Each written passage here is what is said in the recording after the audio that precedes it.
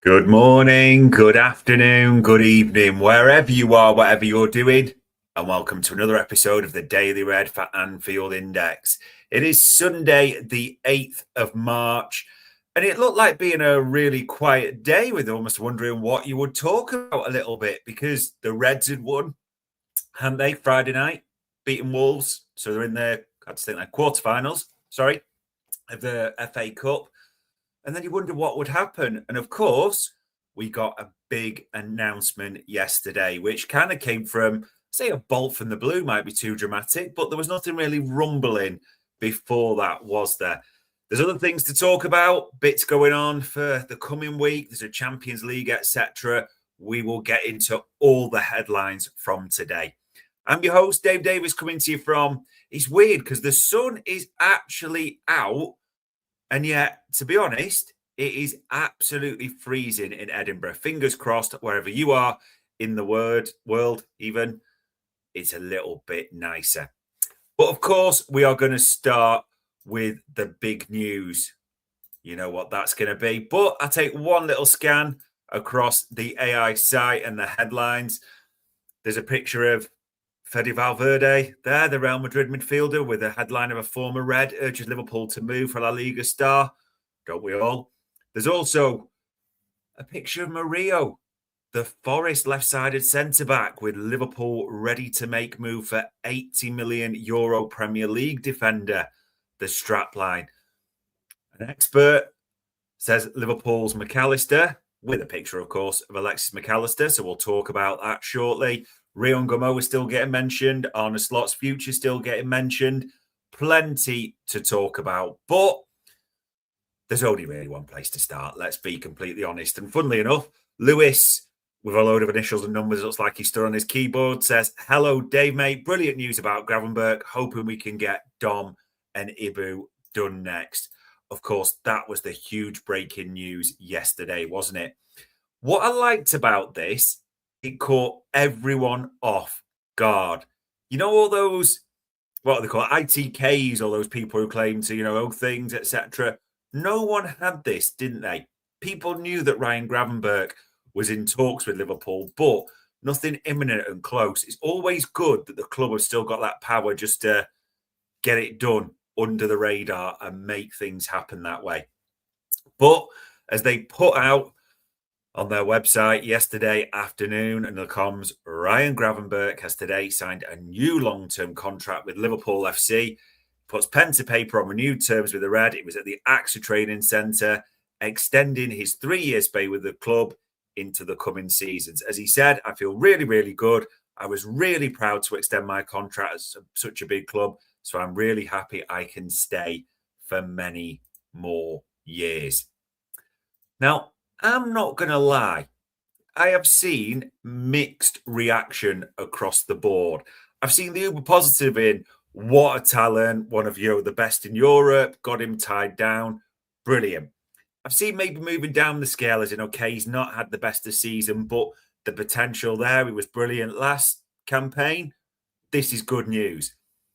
I can swing to the other end of the scale and saying, this is just asset protection. I've seen those types of views as well, because I've been stuck at the club a little bit as well. I've seen those types of views. I've also seen why are we doing this? We've got other priorities like Jones, Szoboszlai, Canate to sort. Why is Ryan Gravenberch being done? Probably like me, you have seen all the views recently. Ultimately, it's not our view that really matters, is it? It's what the club will do. I can see a little element in all of it.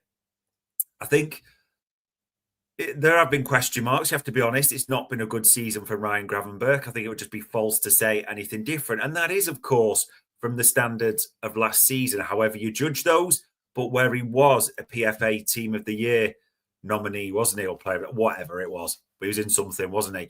Importantly, at the same time, I get the asset protection element. Liverpool shouldn't be letting people go into the last 2 years of their deal, ideally, isn't it? It's that, you maybe say standard old school thinking, but seems a smart principle, doesn't it? Lewis there saying it's a win-win situation for me. If he regains his top form, he's top. And if he doesn't, we can sell him on for a profit. Maybe there is an element of safeguarding in there? Of course there is. Let's not pretend the club haven't done that before. I suppose the question will be, where is Ryan Gravenberch going to play next season? And we've all got concerns if he's going to stay as the quote-unquote saucy six that Cy Brundish calls him. Now, in terms of what Ryan Gravenberch said about this, talked about his new contract, his love for Liverpool and the future. If you do go to the website, ladies and gents, you will see plenty on there.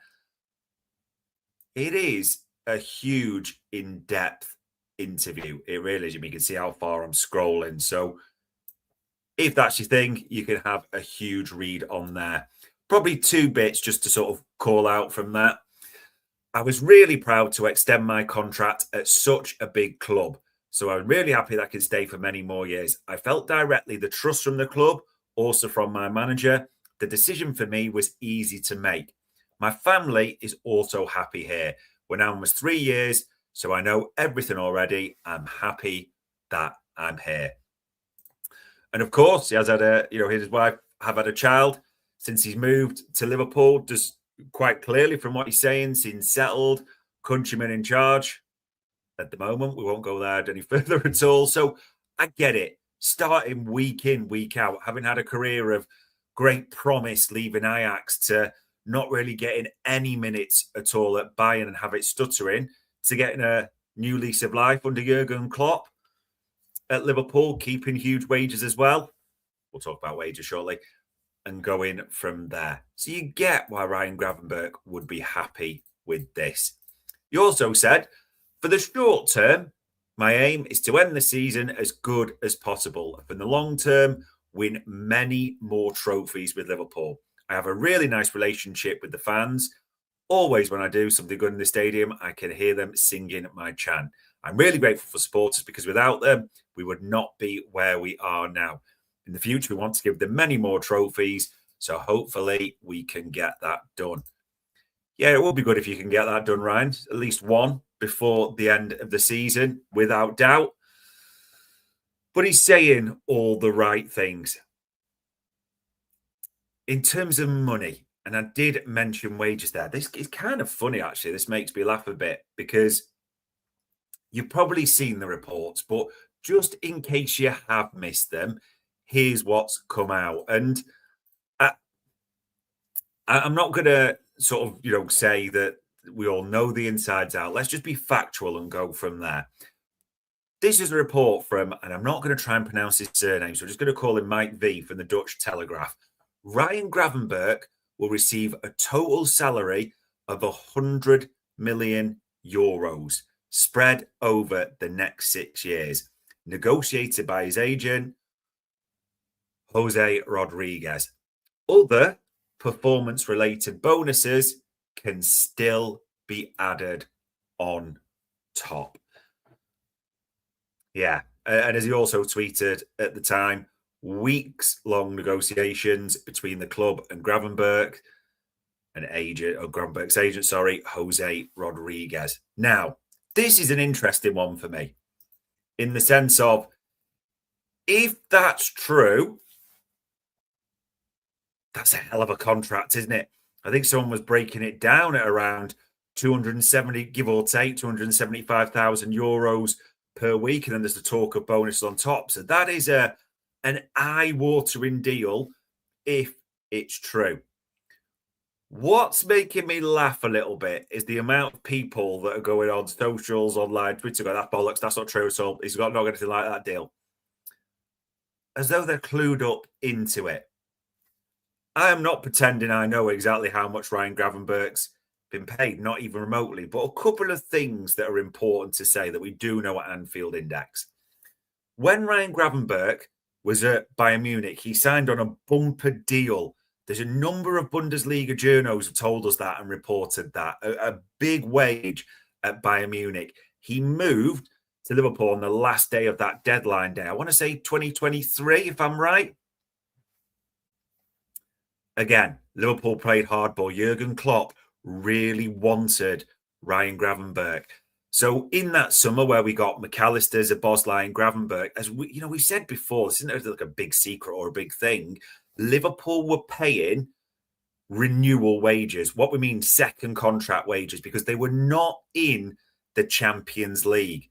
So a lot of football is just a big negotiation, isn't it? So to get players of that caliber in, you are going to have to pay good money. And if anyone doubts if Liverpool pay good money, just look at the wage bill reports now. Come on. So for Ryan Gravenberch to then commit another 6 years on top, it's going to be for a pretty penny. Let's put it that way. So I see people go, oh, it won't be this, it'll be this. Just being logical and being objective, look at the way that's gone. I don't know that's the exact number. The only final thing to say on this is Mike V, let's call him that, has done other stories with Liverpool that have turned out to be true. That is important to say. If Ryan Gravenberch's getting paid that much, power to him, eh? But he's going to be here for 6 years, or he has a contract, I should say, for 6 years. We will see if any others follow. And that is a little bit of the theme for me. And this is what I want to put a negative on it either way. But if you'd said objectively for me, what's the contract order? As in, who do you want to be renewed? Who do you, needs to be next? It would have been in my top three. Personally, I'd have had Ibu Konate as the absolute priority. I'd have had Curtis Jones personally as another one because he's in the last year, or about to be in the last year. And then, to be honest, he wouldn't really have been third. It'd have been Dominic Szoboszlai third for me. But it's done. It is what it is. Now it's a little bit of talking around the others, isn't it? Because the contract picture might just be starting to get a bit clearer. Not all positive. Paul Joyce had this.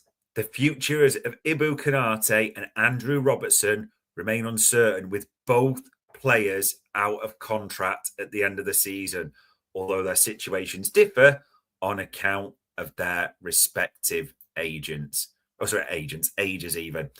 Yeah, I think we're going to be absolutely astonished if one says, and it feels unlikely for two. We're going to get into that shortly as well. Paul Joyce also had this in his article. Liverpool is also in talks about extending Dominic Szoboszlai's contract and has reached out to McAllister's father, Carlos, who also acts as his agent and is an Argentina World Cup winner. Okay. There's a lot there in Paul Joyce's article. I don't know if any of you have seen it or any of you read it at all, but just a few things just to call out that we've mentioned there. It was interesting the way he wrote this.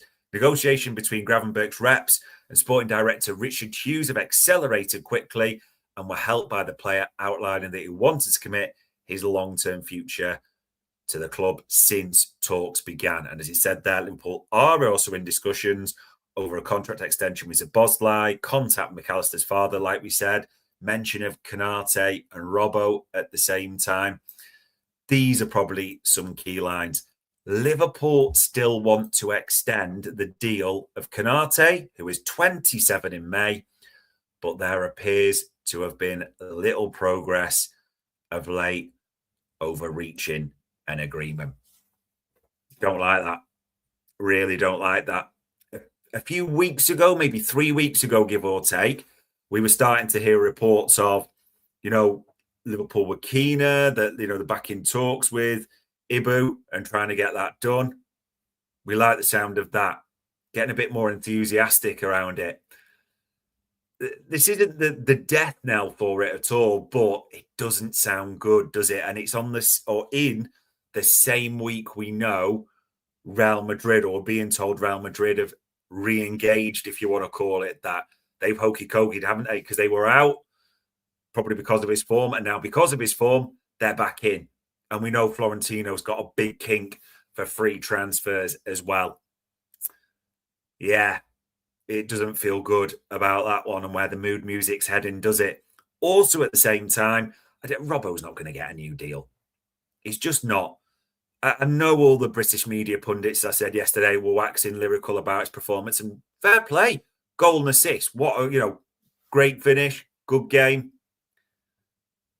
But he's clearly behind Milos Kerkez, who, by the way, hasn't put a foot wrong in the last few months at all. That's getting ignored, bizarrely, for some reason.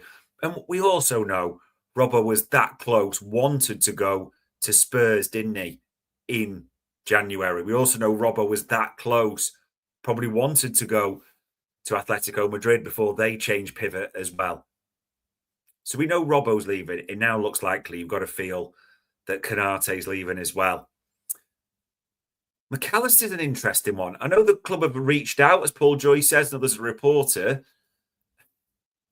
Yeah, I've just got question marks over that one a little bit. And the reason I've got question marks over that is there's been a few reports. And if you look at the Anfield Index website this morning, look at that for a headline. Expert says Liverpool McAllister over Szoboszlai for La Liga Giants. Actually mentioned on the Inside Track podcast, Keith Weiner suggesting about Real Madrid that there's going to be some activity because they hate being in a sort of situation of coming second. So yes, I think McAllister is the one that I would say out the two would be the one target that I could think would be Spanish bound. And also it's important to say, and I know people have talked about Dominic Szoboszlai and his future. Do you think Real Madrid are going to cough up the money that Liverpool would demand to even get to the table for Dominic Szoboszlai? Not a chance. Not a chance at all. It is a deal we need to get sorted and done, though, isn't it? So it's another one we're keeping an eye on. And I get it. Chills one saying there, Wharton in. If Maka leaves, that seems to be a priority name, as we said many a times, Adam Wharton. Do you know what's distinct in Paul Joyce's reporting and all the other patch journos? No mention at all of Curtis Jones. No mention whatsoever of potential renewal for Curtis Jones. That appears to be heading one way as well. The midfield is going to be a big talking point, isn't it, from now until the summer? And there's so many avenues we could go down. Of course, we want a 6, even if Wharton does or doesn't come. You'll all have your preferences. All we know factually now is Ryan Gravenberch has extended on a 6-year deal, 2032. That is how long his contract runs with the club. In terms of other Liverpool headlines, because obviously everything's Dutch at the moment a little bit, but maybe not completely with the arrival, because as that tweet says there, Glenn Johnson, the former right back, questioned Mickey van der Ven, who's had strong links recently with us, hasn't he? Saying players need to be willing to do what their teammates, the manager, and the team requires in games. It's not nice to see someone publicly disagreeing with the in-house decisions like Mickey van der Ven did. Disagreeing in the dressing room or on the training ground is fine, as you want the best for everyone. But to do it publicly is off-putting. For me, there's just, and I've seen the links and people saying things about Mickey van der Ven. The only way Mickey van der Ven makes any sense whatsoever is if Liverpool are switching to a back three. And even then, there are still a few question marks. His aerial win rate, durability. We all know his injury record as well. Maybe the only way for me it comes into the mix is naturally if Spurs are relegated, which is a possibility. You can't ignore that. And it's one of those quote-unquote opportunistic signings that Liverpool like. But realistic right now, really hard to see it. Even less realistic is what Danny Murphy's saying. I'm not just talking about his punditry, but as you also talked about, as you can see the picture of Fede Valverde on screen, the Real Madrid and Uruguayan midfielder, urging us to make a move for him.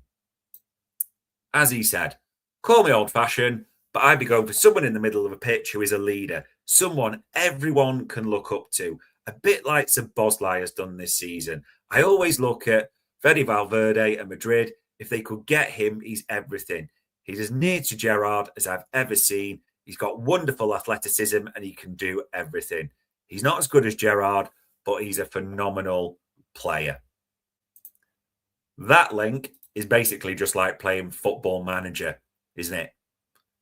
Fede Valverde is not coming to Anfield, an absolute non-starter. Of course, he'd improve our midfield, for God's sake, and improve most midfields in world football. It isn't happening, though, despite what Danny Murphy or anyone else might be saying.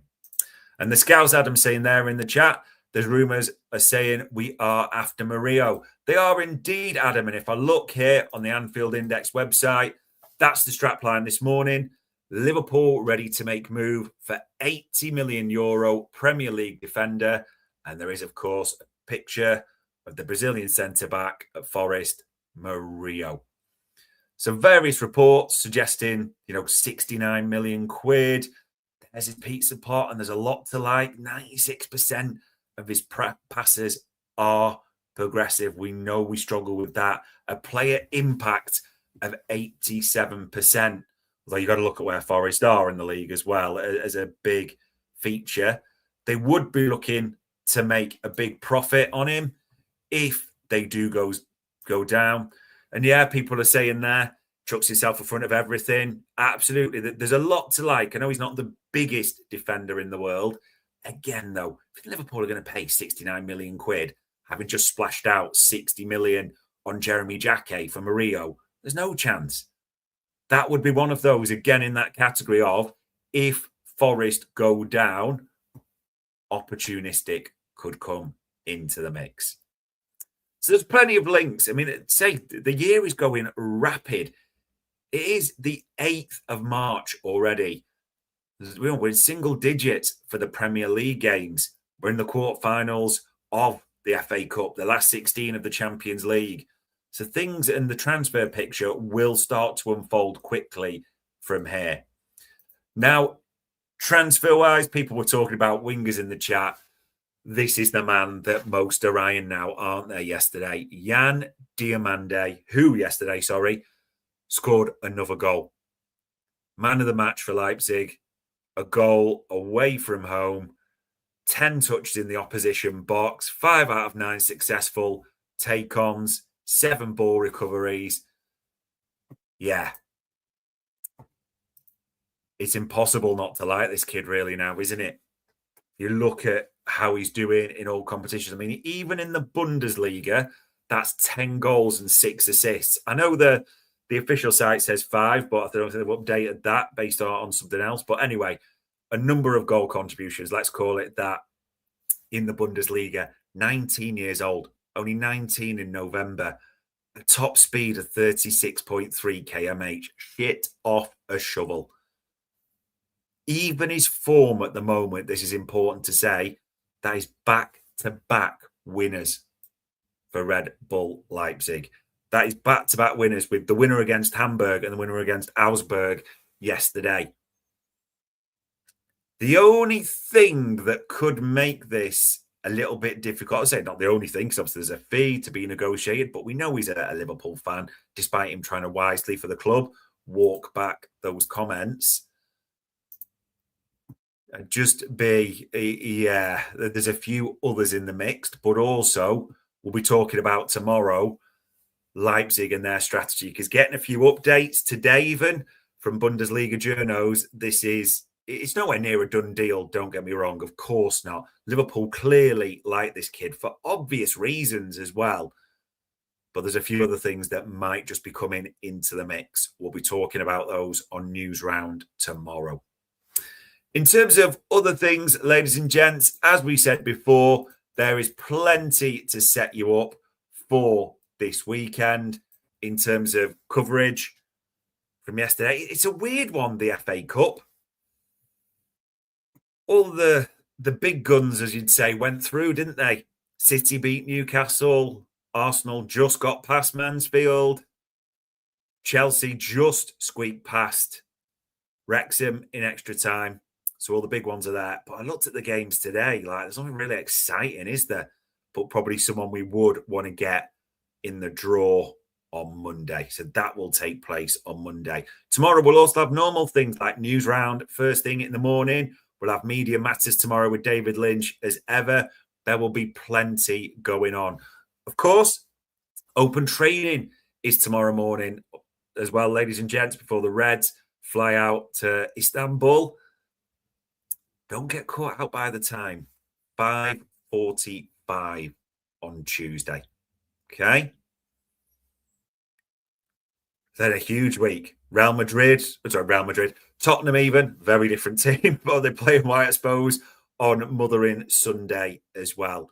There's just so much going on at the moment. Liverpool have got one deal done. It might not be the one you exactly wanted right now. There may be others, of course, that feel bigger priority, but Ryan Gravenberch has committed his future till 2032 to Liverpool. No matter what I say, you are going to make up your mind on that and have your opinion. Sunday, the 8th of March, that, ladies and gents, was another Daily Red for Anfield Index.